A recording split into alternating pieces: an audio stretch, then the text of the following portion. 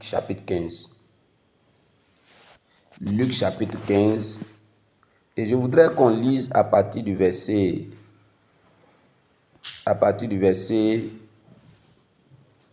11. Luc chapitre 15 à partir du verset 11. Si tu as ta Bible, version Louis II, tu peux suivre avec moi. Il est écrit. Il dit encore, un homme avait 2 fils.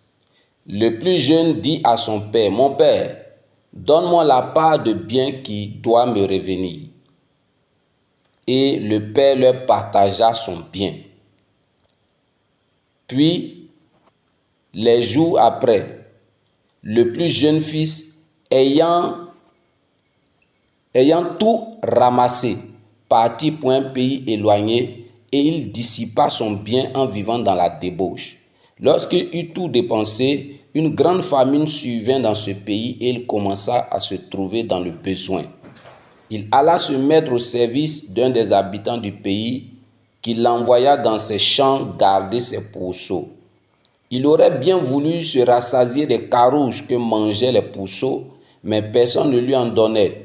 Étant rentré en lui-même, il se dit, « Combien de mercenaires chez mon père ont du pain en abondance, et moi ici, je meurs de faim. Je me lèverai, j'irai vers mon père et je lui dirai, « Mon père, j'ai péché contre le ciel et contre toi. Je ne suis plus digne d'être appelé ton fils. Traite-moi comme l'un de tes mercenaires. » Et il se leva et alla vers son père. Comme il était encore loin, son père le vit et fut ému de compassion. Il courut, se jeter à son cou et le baisa. Le fils lui dit, « Mon père, j'ai péché contre le ciel et contre toi, et je ne suis plus digne d'être appelé ton fils. » Mais le père dit à ses serviteurs, « Apportez vite la plus belle robe et l'en revêtez. Mettez-lui un anneau au doigt et des souliers aux pieds. Amenez le veau gras et tuez-le. Mangeons et réjouissons-nous, car mon fils que voici était mort, il est revenu à la vie. Il était perdu, il est retrouvé. » Et il commençait à se réjouir. Or, le fils aîné était dans les champs. Lorsqu'il revint et approcha de la maison, il entendit la musique et les danses. Il appela un des serviteurs et lui demanda ce que c'était. Ce serviteur lui dit, « Ton père est de retour, ton frère est de retour, et parce qu'il l'a retrouvé en bonne santé, ton père a tué le veau gras. » Il s'est mis en colère et ne voulut pas entrer. Son père sortit et le pria d'entrer. Verset 29. Mais il répondit à son père, « Voici, il y a tant d'années que je te sers, sans avoir jamais transgressé tes ordres, et jamais tu ne m'as donné un chevreau pour que je me réjouisse avec mes amis. Et quand ton fils est arrivé, celui qui a mangé ton bien avec les prostituées, c'est pour lui que tu as tué le veau gras. » Mon fils, lui dit le père, tu es toujours avec moi et tout ce que j'ai est à toi. Mais il fallait bien s'égayer et se réjouir parce que ton frère que voici était mort et qu'il est revenu à la vie, parce qu'il était perdu et qu'il est retrouvé. Amen. Je sais que le texte est long, mais j'ai pris la peine de tout lire. Parce que plusieurs fois, quand on explore ce texte de Luc 15, on enseigne sur la repentance. Plusieurs fois. Mais en réalité, il y a plus que la repentance dans ce passage-là. Il y a beaucoup plus que la repentance. Suivez-moi bien. Le texte parle de 2 fils d'un même papa. Et il y a le plus petit et puis il y a le grand frère. Si vous remarquez bien, parmi les 2, c'est le plus petit là qui a reçu l'héritage. C'est le même plus petit qui a reçu le veau gras. J'attire votre attention sur 2 choses. L'héritage du papa là, c'est le plus petit qui a été le premier à recevoir. Deuxièmement, il y a quelque chose dans leur famille qu'on appelle le veau gras. Le veau gras, je n'ai pas encore fini les recherches dessus, Mais en Israël, dans le troupeau de la bergerie, il y a un bœuf dont on prend soin pour qu'il grossisse le plus. Et quand il y a un événement exceptionnel, vraiment exceptionnel, on tue cet animal-là pour se réjouir. Donc, c'est quelque chose d'important. C'est-à-dire, quand on tue le veau gras pour toi, c'est que tu es une personne précieuse pour le papa, pour le chef de famille. C'est une grande marque de considération, c'est un grand honneur qui t'est rendu. Est-ce que quelqu'un me suit? Très bien. Vous remarquerez que c'est le fils là qui a reçu l'héritage et c'est encore lui à qui on a donné le veau gras. On n'a pas dit les veaux gras, on dit le. Ça dit que c'est unique, c'est exceptionnel.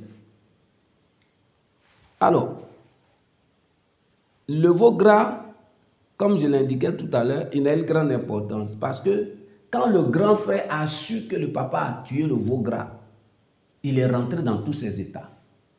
Autrement dit, lui-même, il convoitait le veau gras là, mais il n'a pas reçu.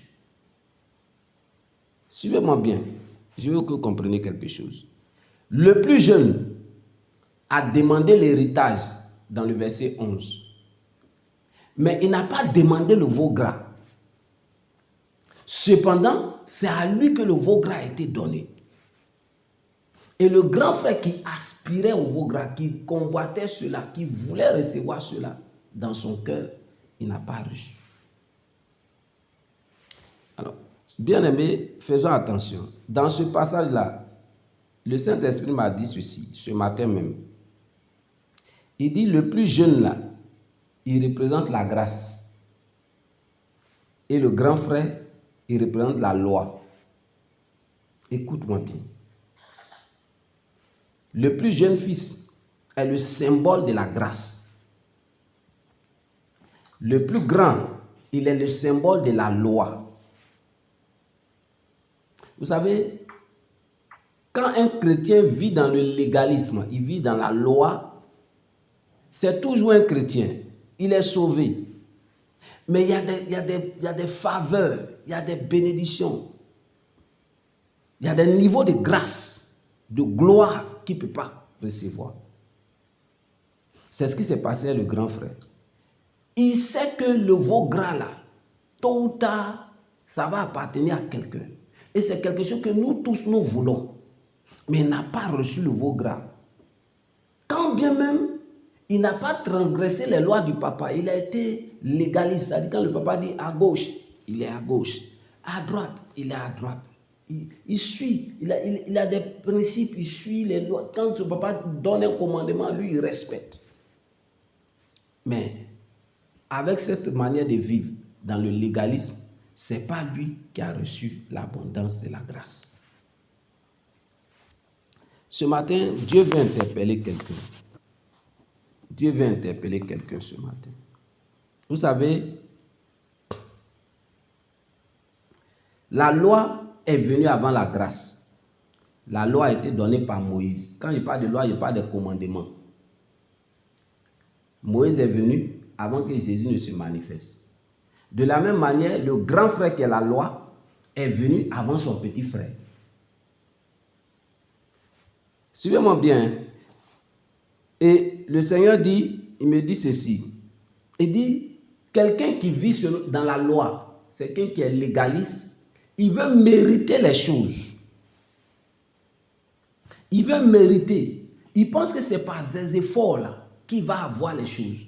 Le grand frère là, il pensait que c'est en restant obéissant, en faisant l'effort de faire tout ce que papa dit, c'est là que tout va marcher pour lui, c'est là qu'il sera dans l'abondance de la grâce. Mais il a vécu une vie de frustration parce qu'il dit que je suis là avec toi. Pendant longtemps, je n'ai pas transgressé tes lois. Mais voici, tu ne m'as même pas donné un petit cabri. Chevreau, là, c'est le bébé du cabri. Un petit cabri pour manger avec mes camarades. Ça veut dire qu'il était là, auprès du papa, tout le temps, dans l'église, priant, jeûnant, faisant l'effort de pratiquer la parole, marchant de manière légaliste. Mais il était frustré. Et beaucoup de frères et sœurs en Christ sont là dans l'église. Ils font l'effort de demeurer dans la foi, de ne pas rétrograder, d'abandonner le péché, de se sanctifier, de ceci, cela. Mais ils vivent une vie chrétienne de frustration parce que dans leur système de pensée, ils veulent mériter les choses. Ils pensent que c'est en faisant l'effort de ne pas mentir, de ne pas voler, en faisant l'effort de gêner, en faisant l'effort de prier, d'être toujours au culte, en faisant cet effort-là, que Dieu va les remarquer et qu'il va multiplier les grâces dans leur vie. En réalité, ils veulent acheter la faveur de Dieu par leur comportement, par leur mérite. Ça ne fonctionne pas comme ça. La vie chrétienne est d'abord une vie de grâce. Écoutez-moi bien. Ce que je suis en train de dire là, c'est le problème de beaucoup de personnes. Beaucoup de personnes sont nombreux. Il y en a qui m'appellent souvent pour poser des questions par rapport à ça. Parce qu'ils n'ont pas compris la grâce. Est-ce que je peux continuer? Vous voyez, c'est le plus petit là, qui est le symbole de la grâce. C'est lui qui a reçu l'héritage. Et remarquez bien, non seulement il a reçu l'héritage, mais il a reçu plus grand que l'héritage de vos gras, qui est pour moi ici l'abondance de la grâce. Pourquoi? Je vais vous expliquer. Parce que quand quelqu'un vit dans la grâce, quand quelqu'un regarde Dieu comme un Dieu de grâce, il ose faire des choses que quelqu'un qui est légaliste ne fera pas. Le plus jeune, souvent quand on prêche sur ce passage, on le comprend mal. Le plus jeune est venu et c'est lui qui a osé dire à son papa, donne-moi ma part d'héritage. Mais le grand frère était là, n'a jamais posé cette question, n'a jamais demandé ça au papa. C'est lui qui est légaliste, il veut toujours, il ne se libère pas. Il ne voit pas Dieu comme un papa bénissant, comme un papa aimant. Il voit Dieu comme quelqu'un qui est là, qui peut le punir s'il fait des fautes. C'est-à-dire, il vient à l'église pour ne pas aller en enfer. Pas parce qu'il aime Dieu en tant que tel, non, mais pour ne pas aller en enfer. C'est ce qui fait que beaucoup sont privés de la grâce. Pourtant, ils aiment Dieu, ils sont chrétiens, mais il y a une peur de ne pas aller en enfer. Ils ont peur de Dieu d'une certaine manière. Ils voient Dieu en censeur, comme quelqu'un qui les surveille et attend la moindre faute pour les sanctionner. Ça ne fonctionne pas comme ça. Quelqu'un qui vit, qui regarde Dieu sur le trône de la grâce, qui s'approche du trône de la grâce, il ose faire des prières que celui qui est légaliste ne fera jamais. Comment il peut dire à son papa, donne-moi ma part d'héritage? Et le papa n'a pas dit, ce que tu dis n'est pas bon, ou bien je ne te donne pas. Au contraire, le verset dit, le papa leur partageait l'héritage à tous les deux. C'est la grâce qui fait venir l'héritage dans l'église. C'est quelqu'un qui comprend la grâce qui fait venir l'héritage, qui prend possession de l'héritage. Est-ce que quelqu'un comprend de quoi je parle? Quand tu vis dans la grâce, tu peux prier pour demander des choses sans peur. Tu peux parler avec Dieu de cœur à cœur. Tu peux parler avec Dieu sans te réserver. Parce que tu sais qu'il t'aime. Tu parles avec Dieu de manière sincère, pas avec des formules. Non, non, non, non. Tu t'assois, tu parles avec Dieu comme tu es en train de parler à ton papa qui t'aime. Et tu oses lui demander des choses que les gens n'ont pas l'habitude de demander. C'est ce que ce jeune homme a fait. Je ne sais pas si quelqu'un comprend de quoi je parle. Quelqu'un qui vit dans la grâce ne se plaint pas. Il ne fait pas des prières de plainte. Il n'y a pas longtemps, je disais à mon équipe d'intercession, tout le monde peut intercéder, mais ceux qui ont le résultat, c'est ceux qui prient et dont les prières ne sont pas des plaintes. Quand tu dis, oh Seigneur, pourquoi j'ai tellement de difficultés? Pourquoi telle chose m'arrive? Seigneur, pourquoi telle chose? Pourquoi? Quand tu fais ça, c'est des prières de plainte. C'est des prières de plainte. Quelqu'un qui comprend la grâce, quand il s'approche de Dieu, il dit, Père, je te rends grâce pour ce que tu as déjà fait. Il est reconnaissant pour le peu. C'est-à-dire, il regarde dans sa vie ce que Dieu a déjà accompli. Ses regards ne sont pas sur ce que Dieu n'a pas encore accompli. Ses regards sont sur ce que Dieu a déjà fait. Parce que dans son cœur, il est conscient que son père l'aime et que son père ne lui refusera rien. C'est simple. Et il bénit Dieu pour les petites choses. Maintenant, il dit, Père, voici ce que je veux. C'est pas que il ne veut pas aller de l'avant, c'est pas qu'il ne veut pas plus que ce qu'il a déjà, mais il ne se plaint pas de là où il est. Regardez, dans 1 Timothée 6, le verset 6, Paul dit quelque chose. Il dit, la piété dans le contentement est une grande source de gain. La piété, c'est la prière, par exemple, la vie de prière.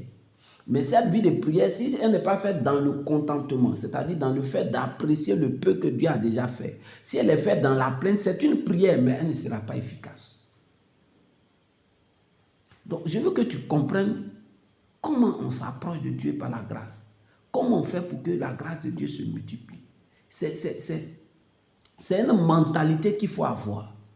Et c'est cette mentalité-là que ce jeune fils-là a eue. Et que souvent, la plupart d'entre nous n'ont pas. Mais je prie que tu reçoives cette mentalité au nom de Jésus. Que tu réalises que Dieu est un Dieu de grâce pour toi au nom de Jésus. Je prie que tu regardes Dieu sur le trône de la grâce et non pas sur le trône de la justice.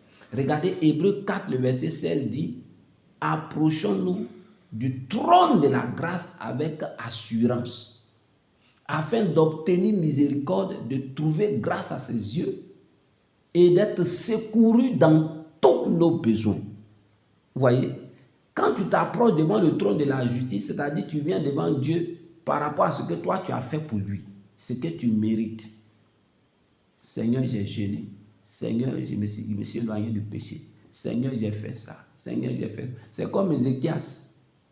On dit Ézéchias, quand Dieu lui a dit tu dois mourir par la bouche d'Ésaïe, Ézéchias a tourné la tête au mur. Il a commencé à pleurer. Il a dit Dieu, depuis que je suis venu au pouvoir, c'est moi qui ai détruit tout ce qui est autel d'adoration des idoles. C'est moi qui ai fait ceci, c'est moi qui ai fait ça. Souviens-toi de moi.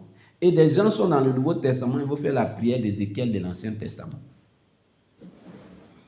Au temps d'Ézéchiel, là, il était sous la loi. Et la Bible dit dans la loi là que celui qui obéit à la loi vivra par elle. C'est pourquoi Ézéchiel pouvait faire cette prière là. Parce qu'en ce temps-là, ce n'était pas la grâce. Mais toi et moi, nous sommes dans le temps de la grâce. Le Nouveau Testament là est le temps de la grâce. Si tu pries comme Ézéchiel, tu ne seras pas exaucé. Parce que tes œuvres ne peuvent rien t'apporter. C'est d'abord la grâce. Nous devons nous approcher du trône de la grâce avec assurance. En sachant que notre Père nous aime. En sachant qu'il nous a donné, il a livré Jésus pour nous par sa grâce. Et qu'à cause de sa grâce-là, il y a beaucoup de choses qui sont disponibles pour nous. Et nous venons donc humblement demander la faveur de Dieu. Il dit, approchez-vous du trône de la grâce avec assurance, afin d'obtenir miséricorde et de trouver grâce à ses yeux, pour être secouru dans tous vos besoins. Est-ce que quelqu'un entend de quoi je parle? C'est extrêmement important. C'est extrêmement important. Quelqu'un qui comprend la grâce, il s'humilie facilement. Mais quelqu'un qui ne comprend pas la grâce, il est fier. Parce qu'il estime que Dieu lui doit des choses. Et ça fait que beaucoup sont bloqués parce qu'ils estiment que Dieu leur doit des choses. Dieu doit me donner un temps, Dieu doit me donner... Non. Non. Dieu ne nous doit rien. Dieu ne nous doit rien. Il doit tout à Jésus. Maintenant, toi, tu te mets sous la grâce qui est en Jésus pour recevoir. Est-ce que quelqu'un comprend de quoi je parle? Que le Seigneur te bénisse. Que le Seigneur te bénisse. Ce matin, le Seigneur veut que j'attire votre attention sur la mentalité. Lorsqu'on s'approche de Dieu, la mentalité qui peut nous faire recevoir sa grâce. C'est la mentalité du plus jeune fils. Vous voyez, il osait parler à son père. Donne-moi l'héritage. Il a osé se repentir. On dit, étant entré en lui-même, il s'est dit, j'irai vers mon père, je lui dirai, tant. Et pendant qu'il revenait sur le chemin là, la Bible dit son père l'a vu de loin. Ça veut dire qu'il y a longtemps que son papa l'attendait. Si c'était nous, on allait le condamner. On allait dire, c'est fini, lui là, c'est fini, il est condamné, il doit aller en enfer. Mais le papa, au contraire, avait les regards. Parce que notre Dieu est un Dieu de miséricorde. Même si tu as péché, quelle que soit ta situation, Dieu a les regards. Il se dit que tant que le souffle de vie est en toi, il te donne l'opportunité de revenir à lui. C'est pourquoi il ne faut pas cracher sur la grâce de Dieu. Il ne faut pas avoir peur de revenir au Seigneur.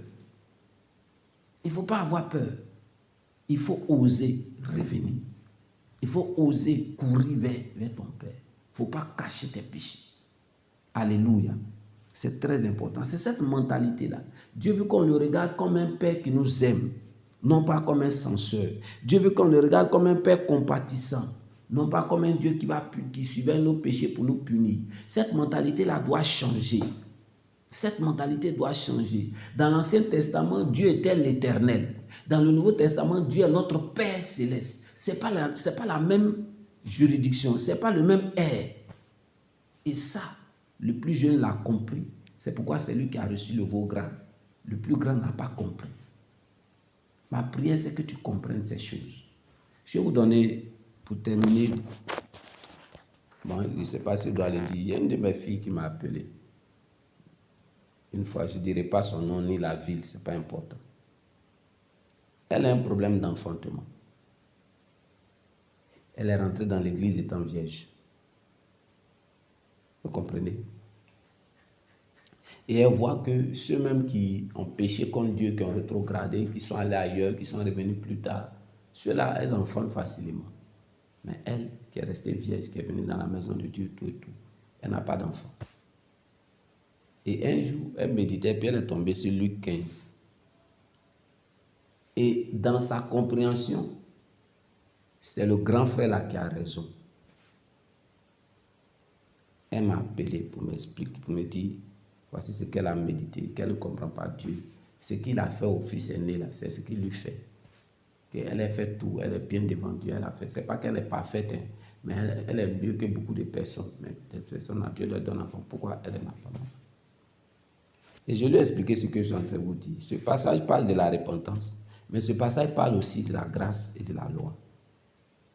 Tant que vous allez avoir une mentalité légaliste, il y a beaucoup de bénédictions de Dieu que nous n'allons pas recevoir. Le légalisme bloque la grâce de Dieu. Le fait que tu penses que tu mérites, le fait que tu penses que parce que tu as gêné, mais qui t'a donné la force de gêner, c'est Dieu. C'est pas sa grâce. Le fait que tu penses que tu pries longtemps, qui te donne la force pour prier, c'est Dieu, encore Dieu. Le fait que tu penses que tu chantes à l'église, ou bien tu intercèdes, ou bien, je ne sais pas, tu prêches, qui te donne cette force-là? C'est la grâce de Dieu. Il suffit que Dieu dise un mot pour que ta bouche même là, tu sois muet.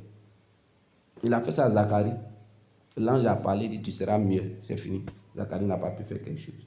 Donc tout est grâce sur grâce. C'est pourquoi quand tu t'approches de Dieu, il ne faut pas venir avec une mentalité légaliste.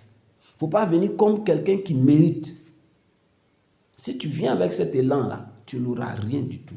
Ou bien tu n'auras pas grand-chose. Comme Dieu est bon, tu seras comme le grand frère. Tu vas manger, mais le veau gras là, ce n'est pas pour toi. C'est celui-même qui va regarder Dieu avec une mentalité de grâce, qui va regarder Dieu comme un Dieu miséricordieux, compatissant, qui va regarder Dieu comme un Dieu qui l'aime malgré son état. C'est celui-là qui va posséder des choses excellentes. Approchons-nous du trône de la grâce. Ne venons pas devant Dieu avec une mentalité légaliste. C'est cela que Dieu veut que je partage avec vous ce matin. Voici l'attitude qui peut vous donner d'entrer dans l'abondance. Ne soyez pas légaliste, ne soyez pas carré dans la tête. Ne soyez pas carré. Voyez, nous étions en séminaire il n'y a pas longtemps. Et le pasteur, l'homme de Dieu, le pasteur Mohamed expliquait quelque chose. Il dit, vous savez, Dieu a un problème avec les gens qui, dans leur tête, ils sont figés. Ça bloque la grâce. Tu sais, quand dans ta tête, tu es focalisé, tu te dis, voici comment Dieu agit. Il ne peut pas agir autrement que par ce moyen. Quand tu limites Dieu, parce que Dieu a fait quelque chose dans ta vie d'une certaine manière, et que tu veux que Dieu procède toujours de la même manière, tu es en train de te priver de sa grâce. Parce que Dieu travaille beaucoup avec ceux qui sont flexibles. il a expliqué quelque chose. Il dit, vous allez remarquer qu'il y a des églises qui ont refusé certaines pratiques que Dieu leur demandait à des moments précis. Parce que Dieu avait l'habitude d'opérer dans leur vie d'une certaine façon. Donc, comme ils ont refusé d'avancer avec Dieu, de changer, la croissance de leur église aussi est bloquée. Ils font des efforts, mais le nombre de brebis n'augmente plus. Il a donné quelques exemples. Peut-être que je ne vais pas avoir le courage de partager. Mais ce qu'il veut dire, c'est quoi? C'est que, regardez, quand vous prenez l'apôtre Pierre est quelqu'un qui n'avait pas compris la grâce. Dans Luc chapitre 10, chapitre 9 d'abord, et surtout au chapitre 10, je pense que c'est au chapitre, Acte chapitre 10, pardon. Acte chapitre 10, on voit Pierre qui est en train de prier et Dieu lui montre une nappe où il y a des animaux impurs. Et la voix du Saint-Esprit lui dit, tue et mange. Pierre dit, depuis que je suis petit, je n'ai jamais mangé ça là. 3 fois, la voix lui dit, tue et mange. Et Dieu était obligé de lui dire, ne regarde pas impur ce que moi je ne t'ai pas dit que c'est impur. C'est bizarre. Les animaux qui étaient sur cette nappe-là, selon la loi de Moïse, c'est les porcs, c'est les hiboux, c'est les serpents. Ce sont des animaux impurs. Donc Pierre n'a pas tort de dire que ce sont des animaux impurs parce que selon la loi de Moïse, c'était déclaré impur. Mais Dieu lui dit, ce que moi je ne t'ai pas dit que c'est impur. Moi personnellement, mon Saint-Esprit ne t'a pas dit, il ne faut pas dire que c'est impur. C'est bizarre. Donc Pierre n'avait pas compris jusqu'à ce que les soldats de Corneille arrivent chez lui et que le Saint-Esprit dit qu'il faut les suivre. C'est là qu'il a compris qu'il était interdit aux Juifs d'entrer dans la maison des non-Juifs parce que les non-Juifs sont vus comme des êtres impurs. Dieu voulait qu'il entre chez les non-Juifs, qu'il change sa manière de faire qu'il avait avant. Et quand vous lisez Acte 10, vous continuez, vous allez voir, Pierre le dit, il dit, Dieu m'a appris à ne regarder aucun homme comme étant impur. Donc Dieu a changé son système de pensée pour qu'il entre dans la grâce. Et c'est ce qui se passe. Il y a des moments où Dieu t'enseigne certaines choses, mais si tu refuses d'écouter la voix du Saint-Esprit pour aller à un autre niveau, que tu es légaliste, tu es bloqué, tu es figé, rien n'avancera pour toi. Rien n'avancera. Ce n'est pas que tu n'aimes pas Dieu, ce n'est pas que tu veux rétrograder. Non, tu es chrétien toujours, tu es sauvé. Hein. Mais il y a des niveaux que tu ne vas pas atteindre. Il y a des niveaux de grâce, il y a des niveaux de croissance, il y a des niveaux de succès que tu n'auras pas. Parce que tu n'es pas flexible avec le Saint-Esprit. Tu ne sais pas écouter l'Esprit pour aller à un autre niveau. Et c'est ça qui bloque beaucoup de personnes. Le grand frère, le fils aîné là, c'est ce qui l'a fatigué. Il n'a pas compris la grâce. Il n'a pas compris. Et j'ai dit à la soeur, tu n'as pas compris la grâce. Le fait d'avoir un enfant là, c'est Dieu qui fait grâce à qui il veut. Personne ne peut lui en vouloir pour ça. Tu ne mérites pas enfant. C'est Dieu qui va te faire grâce. Donc, il faut comprendre ça. Il faut te mettre dans la peau d'une jeune fille. Prends sa mentalité. Dis à Dieu, je t'aime, je te servirai. Mais quel que soit ce que je vais faire pour toi, je ne compte pas sur ça pour que tu me bénisses. Je compte sur ta grâce. Je te sers parce que tu me fais grâce de te servir. Et je crois que tu m'aimes. Forcément, le moment vient où tu me donneras un enfant. Il y a un héritage qui m'est destiné. Dans l'héritage, là, il y a l'enfantement dedans. Je ne sais pas à quel moment ça va se manifester, mais je sais que ça va se manifester un jour parce que tu es pour moi un bon père, tu me feras grâce. Merci. Bénis Dieu. Réjouis-toi. Pas parce que tu n'as pas encore eu d'enfant, mais parce que déjà tu as un foyer. Réjouis-toi parce que tu as un travail. Tu as des choses que certaines personnes cherchent qui n'ont pas. Bénis Dieu pour ça et rends grâce à Dieu parce qu'il te donnerait un enfant. C'est tout. Il ne faut pas faire de ça un sujet de lamentation, d'inquiétude. C'est comme ça que je lui ai répondu. Et je sais que si elle comprend qu'elle pratique, elle va voir la différence. Je te le dis à toi aussi. Il faut aborder Dieu avec une mentalité de grâce. Pas une mentalité légaliste. Est-ce que quelqu'un comprend de quoi je parle? J'espère que j'ai pu expliquer ce que Dieu a mis dans mon cœur. Que Dieu te bénisse. Amen, amen, amen. Que le Seigneur vous bénisse. On va prier un instant avant de se séparer. Je vais t'inviter donc à t'incliner en esprit de prière